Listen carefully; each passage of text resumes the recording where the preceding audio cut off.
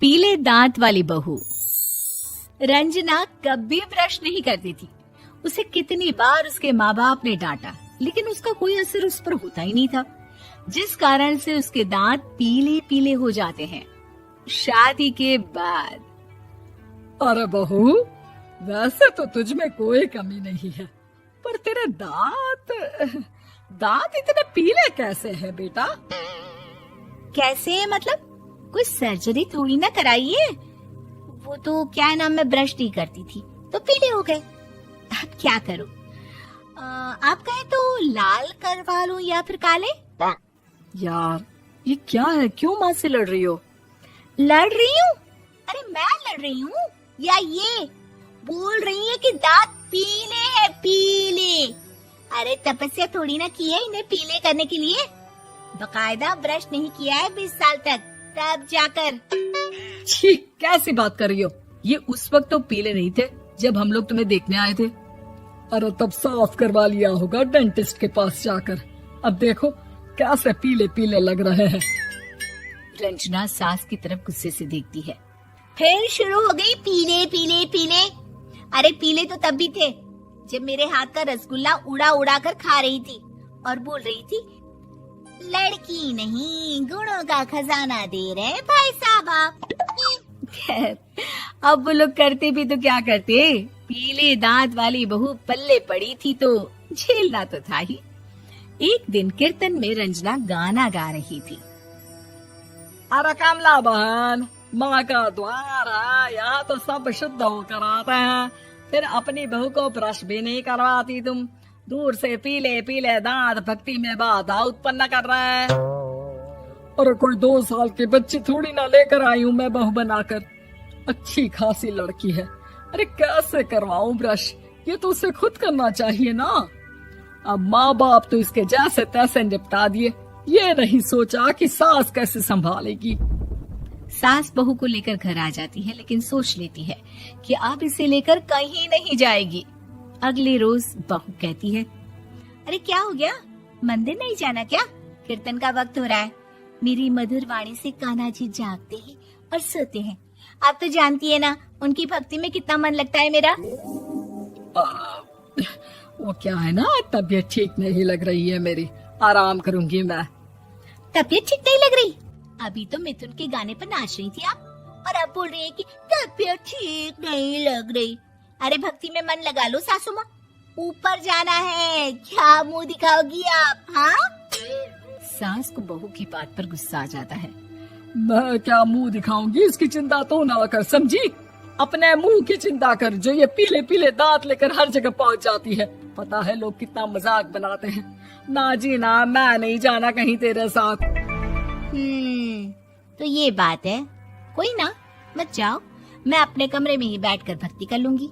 ऊपर वाला दांत थोड़ी ना देखता है, मन देखता है, भावना देखता है। और अरे बस बस, तू सब कुछ दिखा, बस ये सफेद चमकदार दांत ना दिखाना किसी को, है? जा यहाँ से। बहू को सास की बात का कोई फर्क नहीं पड़ता, वो तो जैसी थी वैसी ही रह जाती है। सुबह नहाकर किचन में खाना बनाना, फिर खाना खाना, कीर्तन भजन करना और सो जाना। एक दिन, माँ जी मैं सहेली के घर जा रही हूँ, शाम को लेट आऊंगी। हाँ हाँ तो जाना, मैंने कौन सा तेरी आरती करनी है घर पर बैठकर। रंजना सहेली के घर जाती है, जहाँ वो पार्टी में जाने की तैयारी कर रही होती है। अरे शिखा, कहाँ जाने की तैयारी कर रही है? मैं गलत वक्त पर आ गई क्या? अरे नहीं यार, उल्टा सही वक्त पर आ गया। मैंने ये साड़ी और ज्वेलरी निकाली है यार, शाम को इनके ऑफिस की एक पार्टी में जाना है। बताना कैसा लग रहा है ये सब? नहीं यार, इस ड्रेस के साथ तो वो वाली ज्वेलरी अच्छी लगेगी। हाँ हाँ सही बोल रही है, मैंने ध्यान ही नहीं दिया। वैसे तो हमेशा से मस्त फैशन सेंस रखती है। तो बड़ा जाती होगी ना पति के साथ पार्टी में। रंजना कुछ नहीं बोलती, बस सोचती है कि यार काश ये बात सही हो जाती, पर मैं क्यों नहीं जाती पार्टी में? क्या इन लोगों की कोई पार्टी होती नहीं होगी? रंजना घर आती है और रात में पति से सवाल करती है, एक बात बताइए, आप मुझे किसी पार्टी में क्यों नहीं ले जाते? क्या आपके यहाँ ऑफिस में पार्टी नहीं होती?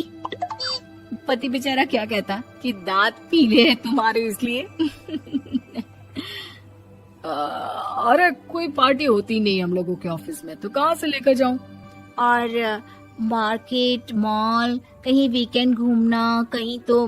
अरे यार, सारे हफ्ते में एक छुट्टी मिलती है, तो सोचता हूँ कि आराम ही कर लूं। क्यों?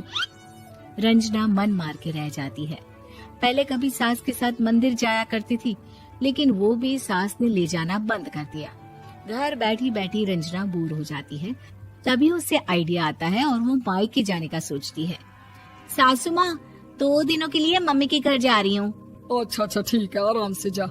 और हाँ, माँ से कुछ अच्छी आदत सीख कर आना कि कैसे शरीर के हर भाग की तरह दांतों की सफाई भी जरूरी होती है, समझी? शुरू हो गई ना आप। वो लोग आपकी तरह नहीं है कि छोटी छोटी बात का बतंगड़ बना दे। उन लोगों के लिए मैं मायने रखती हूँ, ना कि मेरे पीले पीले दांत।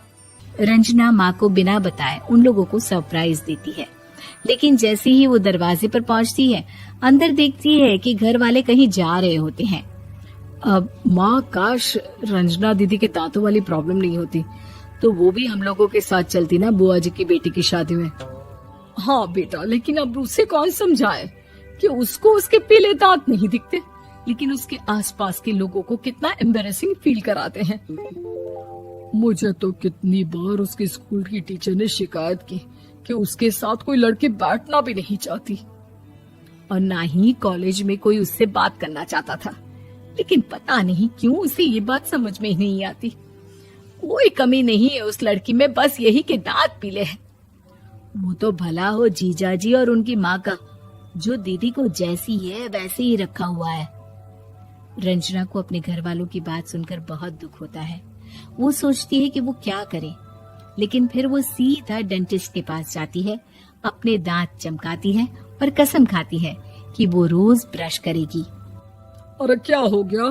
तुम तो 2 दिनों के लिए गई थी ना, पर कोई ना, अच्छा है, चलो आ गई तो। रंजना सास के सामने आकर खड़ी हो जाती है और पूरी स्माइल करती है, उसके चमकदार दांतों को दिखाती हुई।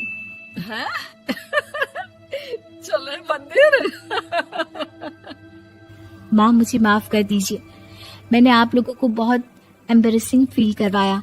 मैं आज से रोज ब्रश करूंगी।